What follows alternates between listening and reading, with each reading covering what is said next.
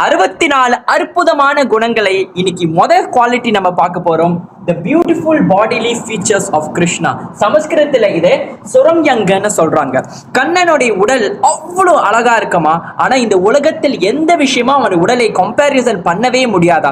அப்படி இருந்தாலும் நம்மளுக்கு ஏதாவது கொஞ்சமாச்சும் அவன் உடல் எப்படி இருக்கும் புரியிருக்காக இந்த உலகத்தில் இருக்கிற சில விஷயத்தை கம்பேரிசன் பண்ணி நம்மளுக்கு எக்ஸ்பிளைன் பண்றாங்க. உதாரணத்துக்கு கண்ணனுடைய அழகான அந்த முகம் பார்த்தோமா, அது பார்க்கறதுக்கு நிலா போல இருக்கும்னு சொல்றாங்க.